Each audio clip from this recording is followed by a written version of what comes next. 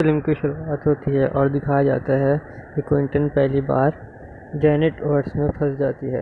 मतलब कि एक यूनिवर्स और एक दुनिया में, जहां वो अपनी बनाई हुई टाइम मशीन के जरिए जाती है और वहां वो पूरी दुनिया को देख के घबरा जाती है। मतलब अजीब सी बनाई हुई चीज़ों को देख के घबरा जाती है। और वहीं अजीब भयानक से जानवर होते हैं जो जेनेटर पर हमला कर देते हैं और वो अपने आप को बचाने के लिए उनसे बचती है और उनका मुकाबला करती है। उन फीचर्स को वो मारती है तो वहाँ उसे एक आदमी मिलता है। वो भी वहाँ फंस जाता है और वो बहुत घबराया हुआ होता है और उसको पता नहीं होता कि वो कहाँ है। और वो जेनेट से पूछता है कि मैं कहाँ हूँ, हम दोनों कहाँ हैं। उसके बाद सीन शिफ्ट होकर आता है मूवी के हीरो पर, जो स्कॉट होता है आंट मैन, जिससे आप सब जानते होंगे। एवेंजर्स की टीम में ऐड होने के बाद वो काफ़ी मशहूर हो गया था जब से एवेंजर्स एंड गेम में वो ऐड हुआ था। स्कॉट की वजह से ही एवेंजर्स ने मिलकर थॉर को हराया था, थैनोस को हराया था। जब वो रोड से जा रहा होता है तो सब उसे देख के वो बहुत मशहूर हो जाता है और सब उसे देख रहे होते हैं और खुश होते हैं और उसके दीवाने हो जाते हैं। और दूसरी तरफ उसकी दोस्त, उसकी गर्लफ्रेंड अपने बाप की कंपनी चला रही होती है। वो पिंक पार्टिकल पर रिसर्च करती है। दूसरी तरफ स्कॉट एक अच्छा बाप बनने की कोशिश करता है और लोगों को अपनी लिखी हुई किताब पढ़ के सुना रहा होता है। इसी दौरान स्कॉट के पास कॉल आती है कि उसकी बेटी को पुलिस ने उठा लिया और वो जेल में है। स्कॉट अपनी बेटी को समझाता है कि ज़्यादा हीरो बनने की कोशिश मत करो और ना किसी बड़ी मुसीबत में फंस जाओ। और उसकी बेटी बोलती है, नहीं डैड, मैं बड़ी हो गई, मेरे पास अपना बनाया हुआ सूट है। और स्कॉट इस बात से हैरान हो जाता है कि मेरी बेटी के पास ये सूट कहाँ से आया। स्कॉट बताती है कि ये सूट एंट मैन का है और ये मुझे मेरी दोस्त ने दिया है। तो स्कॉट सूट का पता करने के लिए अपनी बेटी की दोस्त के घर डिनर पे जाता है और अपनी बेटी के दोस्त के माँ बाप के साथ खाना भी खाता है। और पता चलता है कि इसकी दोस्त की मॉम जेनेट है, जो कि शुरुआत में हमने आपको बताया था। यहाँ पर उन दोनों के बाप बात करते हैं शुरू में, जो हमने आपको बताया था क्विंटन यूनिवर्स की। अब वो उसको जानने के बारे में बात कर रहे होते हैं और जेनेट के हस्बैंड स्कॉट को दिखाते हैं कि अपना लैब दिखाते हैं। लैब में वो अपनी चूतियों पर परफॉर्म किए हुए एक्सपेरिमेंट दिखाते हैं और वो बहुत ज़्यादा ताकतवर हो चुकी होती हैं। चूतियों को इतना ताकतवर वो पिन पार्टिकल से बनाते हैं और बोलते हैं ये आंट्स इतनी पावरफुल हो गई हैं कि मेरे हिसाब से कुछ भी कर सकती हैं। इन चूतियों को जो बोलोगे वो करेंगी। ये कैसी भी पिन पार्टिकल पे ही काम कर रही होती है। वो सबको बताती है कि मैंने भी एक डिवाइस बनाई है। और ये दोनों अपना प्रोजेक्ट शेयर करते हैं और बोलते हैं कि इसके ज़रिए हम दोनों क्वांटम रैंड के बारे में जान सकते हैं। कि जेनेट जो यूनिवर्स से होकर आई है वो घबरा जाती है कि वहाँ रहना बहुत मुश्किल था और ये लोग दोबारा उसी के बारे में बात कर रहे होते हैं। और जेनेट बहुत घबरा जाती है और बोलती है यूनिवर्स बहुत ख़तरनाक है, वहाँ मत जाओ। फिर जेनेट उसको समझाती है कि हमें उसके बारे में जानने के लिए वहाँ जाने की ज़रूरत बिल्कुल भी नहीं है, क्योंकि इस डिवाइस की मदद से हम यहीं रहकर उसके बारे में जान सकते हैं। फिर वो इस डिवाइस की मदद से एक सिग्नल क्वांटम यूनिवर्स में भेजती है। वहाँ से सारा डेटा इकट्ठा होकर इस डिवाइस में शो हो जाता है और दिखाया जाता है। जब वहाँ से सारा डेटा डिवाइस में आता है तो जेनेट सुन के बहुत घबरा जाती है और उस डिवाइस को फ़ौरन ही बंद करने का बोलती है। जैसी ऐसा नहीं करती तो वो खुद ही इस डिवाइस को फ़ौरन ही बंद कर देती है। फिर थोड़ी ही देर में वो डिवाइस खुद ब खुद ऑन हो जाती है और आसपास की सारी चीज़ों को अपने पास खींचने लग जाती है। लोगों को भी अपने अंदर खींचती है, यहाँ तक के सारे लोग ही उस डिवाइस के अंदर चले जाते हैं। वो सब अलग ही दुनिया में आ जाते हैं और वो दुनिया कोई और नहीं क्वांटम यूनिवर्स थी, जिसका मैंने आपको पहले ही बताया था। और वहाँ साथ साथ ही वो आंट, जो पावरफुल आंट थी, वो चूतियाँ भी वहाँ चली जाती हैं जो जेनेट के शोहर ने बनाई होती हैं। रास्ते में ही स्कॉट अपने आंट मैन वाले सूट की एंट्री मारता है और वो उस सूट में आ जाता है। उसके साथ उसकी बेटी होती है और वो आसपास देख के बहुत परेशान होते हैं कि ये हम कहाँ आ गए हैं। जबकि जेनेट अलग जगह पे चली जाती है और जेनेट की बेटी एक ही जगह पर होते हैं और वो बहुत परेशान होते हैं कि जेनेट यहाँ पर नहीं है। सब अलग अलग जगह पर होते हैं, दो दो और एक जेनेट अलग। फिर वो घबरा के जेनेट को ढूंढने निकलते हैं और जेनेट एकदम से सामने आ जाती है और जेनेट इन सबको छुप कर रहने का बोलती है। इसका मतलब है वहाँ कुछ खतरा है। कि दूसरी तरफ स्कॉट और उसकी बेटी अलग होती है और वो जेनेट से रब्ता करने की कोशिश करता है और लेकिन वो रब्ता नहीं हो पाता। और उसकी बेटी बहुत घबराई हुई थी और वो अपनी बेटी को दिलासा देता है कि हम सब यहाँ महफूज हैं और हम एक दूसरे को ढूंढ लेंगे। बातें कर रही होते हैं कि अजीब सा जीव ज़मीन में से उगता है और बहुत बड़ा हो जाता है और वो उन पर हमला कर लेता है और वो लोग भाग रहे ही होते हैं और वो उनको मार रहे हैं वही वाला होता है कि कोई सूट पहने हुए लोग उनको बचाने के लिए यहाँ आ जाते हैं। लोग स्कॉट को और उसकी बेटी को बचा लेते हैं और पता चलता है कि ये लोग क्विंटन स्कॉट यूनिवर्स के ही रहने वाले होते हैं। ये लोग स्कॉट को और अपनी बेटी को भी अपने लिए खतरा समझ रहे होते हैं और पकड़ के अपने साथ ले जाते हैं। अनजान शहर में कोई नया आता है तो अपने लिए खतरा ही समझते हैं और इन लोगों की ज़बान भी कुछ अलग ही होती है और अलग ही ज़बान में कुछ बोल रहे होते हैं और वो स्कॉट को एक शरबत पिलाते हैं। उसके बाद स्कॉट को इनकी ज़बान समझ में आने लग जाती है और फिर स्कॉट इन लोगों को बताता है कि हम लोग यहाँ कैसा है और हम आपके लिए कोई खतरा नहीं है। इतनी ही देर में उनकी लीडर बाहर आती है और वो बताती है कि तुम लोग ऊपर से आए हो और मतलब कि वो रास्ता खुल गया है जिस रास्ते की ये बात कर रहे हैं, जिस रास्ते से ये लोग डरे हुए होते हैं। बोलती है कि कॉन्गर भी यहाँ आने वाला होगा और ये कॉन्गर वो है जो शुरुआत वाला आदमी जिसका मैंने आपको बताया था, जो शुरू में जेनेट को मिलता है और बहुत घबराया हुआ होता है। तो वो लीडर स्कॉट को बताती है कि उसने हमारी दुनिया पे हमला किया था और इसको जहन्नुम बना दिया था। लेकिन स्कॉट को ये बात समझ नहीं आ रही होती कि ये कॉन्गर है कौन और वो यहाँ पे इनको हमला क्यों करता है। लेकिन स्कॉट को ये बात समझ आ जाती है कि वो आदमी बहुत ही खतरनाक है और वो इन सबको खुश रहते हुए नहीं देख सकता और इनको हमला करना चाहता है। बहुत ही खतरनाक है। और दूसरी तरफ दिखाते हैं कि जेनेट को वहाँ पे कुछ लोगों का ग्रुप मिलता है जिनको वो देख के पहचान जाती है और उनसे जाके मिलती है। वो लोग उसको देख के काफ़ी खुश होते हैं। काफ़ी अरसे के बाद उन लोगों से मिलती है तो वो लोग उसको देख के बहुत खुश होते हैं। ये देख के जेनेट का हस्बैंड और उसकी बेटी बहुत परेशान होती है। तो फिर ये लोग उसको बड़ा सा उड़ने वाला एक जीप देते हैं, मतलब उड़ने वाला जानवर, ताकि ये लोग उस पर उड़ कर सवारी कर सकें। उड़ के ये लोग एक खास जगह पर जाते हैं जहाँ पर जेनेट अपने शौहर और अपनी बेटी को भी वो खास तरह का शरबत पिलाती है और फिर इन लोगों को भी यहाँ की ज़बान समझ आने लग जाती है। और यहाँ जेनेट एक आदमी से मिलती है और उससे मदद मांगती है।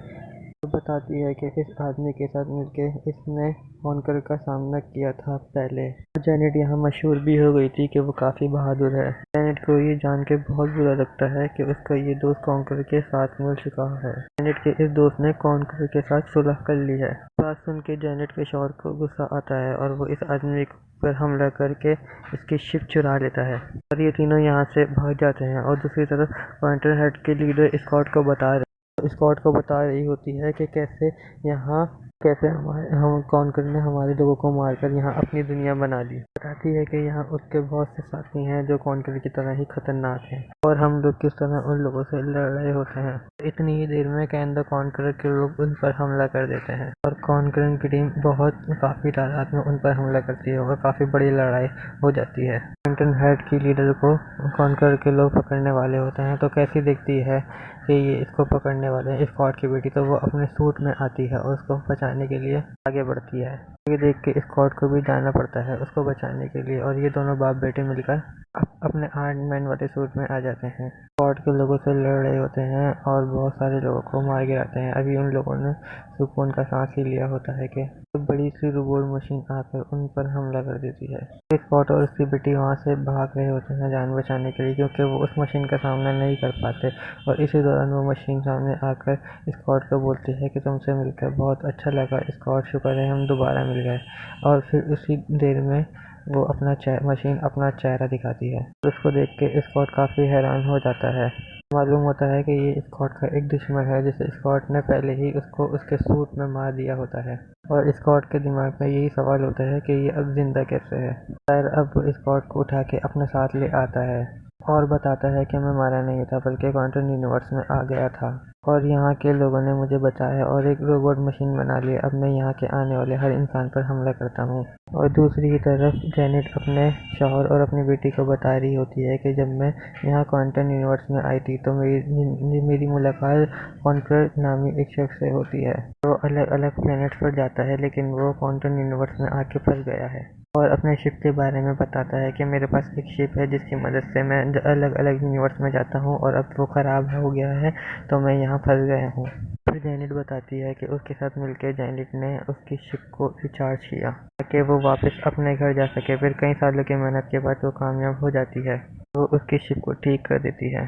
और वो शिप कॉन्करर के दिमाग से कनेक्ट होती है। जैनेट जैसे ही उस शिप को छूती है, कॉन्करर की पुरानी सारी चीज़ें उसको नज़र आने लग जाती हैं कि कैसे कॉन्करर ने बहुत से यूनिवर्स में जाके उनको पूरा तबाह कर दिया और इसका इरादा क्या है। क्वांटम लैंड में उसको सज़ा के तौर पर यहाँ फंसाया गया था ताकि वो और यूनिवर्स को तबाह ना करे। लेकिन काफ़ी देर हो चुकी होती है, उसका सूट और उसकी शिप ठीक हो जाता है और वो जैनेट को बोलता है कि मैं तुम्हें भी तुम्हारे घर छोड़ दूंगा और तुम्हारी दुनिया को और तुम्हें कुछ नहीं करूँगा। जैनेट दो के दिल की अच्छी थी, वो नहीं चाहती थी कि वो किसी भी प्लेनेट को तबाह करे।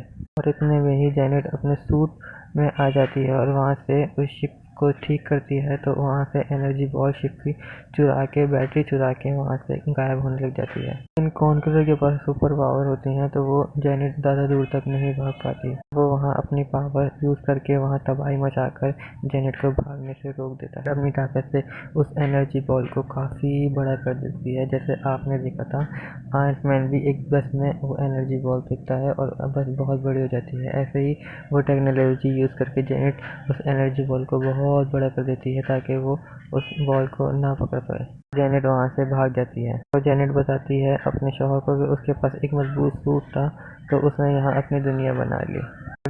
जैनेट यहाँ पर उससे छुप के रहती रही क्योंकि वो उसका दुश्मन बन गया था। और फिर जैनेट का हस्बैंड आया और उसकी जान बचा के वो उसको अपने वापसी यूनिवर्स में ले गया। और वो इस शर्मिंदगी में थी कि उसने गलती कर दी, एक क्वांटम लैंड में एक दुश्मन को जगाया जो बहुत ही खतरनाक था, जिसकी मदद की वो एक दुश्मन निकला और वो पूरी दुनिया को तबाह कर देगा। लेकिन उसकी बेटी और उसका शौहर उसको दिलासा देता है, आपको नहीं पता था, आपकी कोई गलती नहीं है, आपने सिर्फ मदद की, आप फिक्र मत करें, हम सब मिलके इस क्वांटम बॉल को लेने में लेंगे। और वो तीनों उस एनर्जी बॉल की तलाश में निकल जाते हैं जिससे उसकी शिप चलती है। फिर दूसरी तरफ स्कॉट के पास कंक्लूजर आता है और बोलता है, मैं तुम्हारी बेटी को मार दूंगा, जल्दी जाके उस एनर्जी बॉल को लेकर आओ ना मैं तुम्हारी बेटी को मार दूंगा। और स्कॉट जैसे ही उस जगह पहुंचता है तो देखता है कि उसके जैसे एक एक करके उसके अंदर से बहुत सारे लोग निकल रहे हैं और बहुत सारे उसके जैसे हम शक्ल बनने स्टार्ट हो जाते हैं और उसको कुछ भी समझ नहीं आता कि ये क्या हो रहा है। और वो जितना इस बारे में सोचता रहता है, उसकी 2x2 की कॉपी बनना स्टार्ट होती रहती है।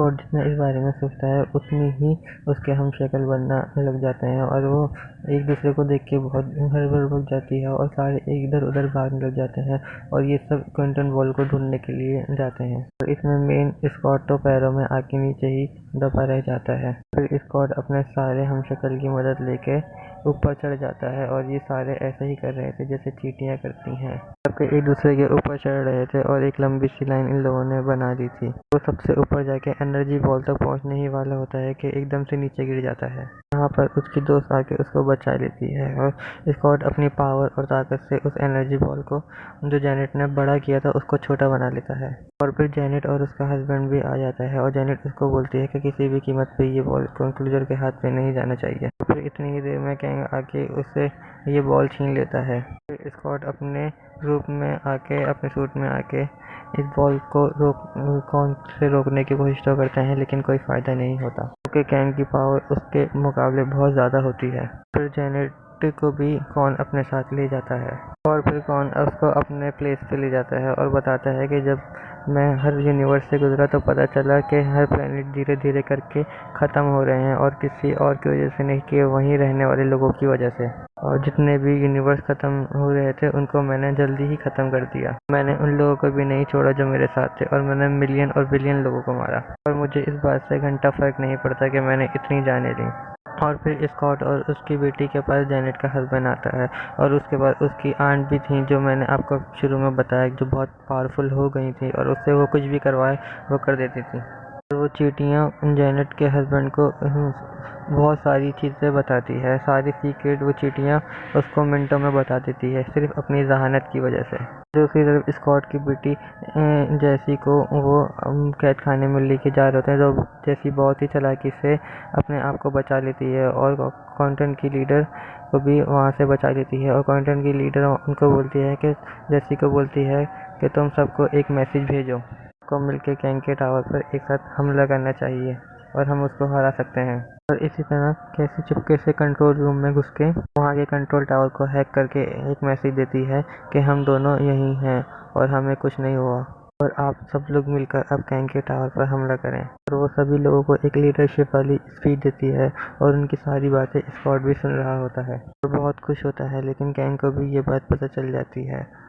कैंग का मतलब तो उस बॉल होता है जो कि उसके पास होती है, और वो बॉल को लेकर वहाँ से भागने की कोशिश करता है। तो उस बॉल को शिप में लगा के स्टार्ट करता है कि स्कॉट वहीं अपनी सूट में आ जाता है। स्कॉट बहुत बड़े साइज में हो जाता है और वहाँ पे हर तरफ तबाही मचा रहा होता है और पूरी बिल्डिंगों को अपने हाथों से मुक्कों से गिरा रहा होता है। कैंग की शिप जो कि स्कॉट के मुकाबले एक मच्छर के बराबर थी, वो उसको ऐसा करने से रोक रही थी, लेकिन उसको इनका कोई फर्क नहीं पड़ रहा था। स्कॉट को उन शिप का कोई फर्क नहीं पड़ रहा था और वो इसको चूतियों की तरह मसलता जा रहा होता है। स्कॉट की मदद के लिए बाकी के लोग भी यहाँ आ जाते हैं। कॉन्ग पर हमला करने के लिए वो टावर के काफी पास आ चुके होते हैं। दूसरी तरफ स्कॉट मशीन स्कॉट को मारने ही वाला था कि स्कॉट की बेटी अपने डैड की तरह अपना साइज बड़ा कर देती है। जोरदार उस मशीन को मुक्का मारती है और अपने डैड की जान बचाती है। दूसरी तरफ कैंग का शिप उड़ने ही वाला था कि स्कॉट उस पर हमला कर देता है और उसके बहुत सारे टुकड़े हो जाते हैं। और कैंग भी अब बाहर आ चुका होता है और लड़ने के लिए अपनी ताकतों का इस्तेमाल करता है और बहुत से लोगों को वो मारना शुरू कर देता है अपनी खतरनाक ताकतों से। कॉन्ग के आगे कोई भी टिक नहीं पा रहा होता है और यहाँ तक कि स्कॉट भी उसके सामने टिक नहीं पा रहा होता है। गुस्से में कैंग स्कॉट को कहता है कि तुम मुझे जानते नहीं, मैं कितना ताकतवर और ख़तरनाक हूँ। मैंने इतने ही प्लेनेट को अपने हाथों से तबाह कर दिया है। और बोलता है मैंने बहुत सारे एवेंजर्स को भी मार गिराया है, तो तुम मेरे आगे कुछ भी नहीं हो। उसको ये कहते ही बहुत सारे आंट्स आ जाते हैं जो जेनेट का शौहर अपने साथ लाया था। वो सारी आंट्स एक साथ कैंग पर हमला कर देती हैं। उनकी तादाद इतनी ज़्यादा होती है कि गैंग के लिए उसका रोकना बहुत मुश्किल होता है। कैंग आंट को चीनी लग रहा होता है और उस पर दावा खोल देते हैं और कैंग अपने चारों तरफ एक शील्ड बना लेता है ताकि वो आंट को रोक सके। लेकिन वो शील्ड भी टूट जाती है और एक साथ सैकड़ों की तादाद में वो एंट्स उस पर हमला कर देते हैं। ऐसे ही कैंग का खात्मा हो जाता है और जेनेट और अब मुश्किल होता है कि जेनेट का यहाँ से निकलना। और जेनेट इन सबको कहती है कि आप जल्दी से टावर मशीन पर आ जाएं, हम यहाँ से निकलने लगे हैं। और उनके पास टाइम बहुत ही कम होता है। सब टावर के अंदर आ जाते हैं और जेनेट यहाँ एनर्जी बॉल का इस्तेमाल करती है और बॉल से एक रास्ता खोलती है। बहुत सारे और अपनी दुनिया में जा रहे होते हैं और वो सारे तो चले जाते हैं, लेकिन जैसे ही स्कॉट की बारी आती है लेकिन कैंग मरा नहीं होता और वो स्कॉट पर हमला कर देता है और उसको काफ़ी बुरा मारने वाला होता है। स्कॉट को मार के उस पोर्टल के रास्ते से बाहर जाने की कोशिश करता है। जैसे ही कॉन्ग बाहर निकलने वाला होता है कि सामने से स्कॉट की दोस्त आ जाती है और वो उसको मार के एनर्जी बॉल के पास फेंकती है। जैसे एनर्जी बॉल तबाह होने लग जाती है, एनर्जी बॉल फटती है और स्कॉट और कैंग का खात्मा हो जाता है। स्कॉट और उसकी दोस्त उसकी गर्लफ्रेंड वहाँ से नहीं निकल पाते क्योंकि कॉन्ग को एनर्जी बॉल पे फेंकते हैं और वो तबाह हो जाती है और वो रास्ता बंद हो जाता है। लेकिन वो एक दूसरे को दिलासा दे रहे होते हैं कि हमने क्वांटम यूनिवर्स को तो बचा लिया। लेकिन जैसी उस डिवाइस की वजह से उनके सामने वो रास्ता खोल देती है और फिर ये लोग भी वापस आ जाते हैं और स्कॉट अपने ज़िंदगी में खुश होता है और रास्ते से जा रहा होता है और सोच रहा होता है कि सारी तबाहियाँ ख़त्म हो गई, अब मेरी सुकून की ज़िंदगी है। लेकिन इसके बारे में कॉन्ग की वो बात याद आती है कि अभी इससे बड़ा ख़तरा तो आने वाला है। लेकिन वो इस बात को इतना नहीं सोचता और अपनी ज़िंदगी एंजॉय करने का सोचता है और अपनी बेटी के साथ अपनी बर्थडे मनाता है। यहाँ तक कॉन्ग का तो खात्मा हो गया, लेकिन इसके बाद दिखाते हैं झलकियों में और बताते हैं कॉन्ग की आर्मी के बारे में। कॉन्ग के गैंग के पास बहुत सी पावर होती हैं और बहुत सारे कॉन्ग के जितनी पावर वाले गैंग होता है। और उस आर्मी को दिखाते हैं कि उस आर्मी को भी क्वांटम यूनिवर्स में भेज दिया जाता है जो काम कॉन्ग नहीं कर पाया ताकि वो पूरा कर सके ये कॉन्ग की ये आर्मी। और यहीं ये फिल्म का डी एंड हो जाता है। और लेकिन इसके अगले पार्ट में यही दिखाया जाएगा कि कॉन्ग की आर्मी ने कैसे मुकाबला किया स्कॉट का। और ऐसे मज़ेदार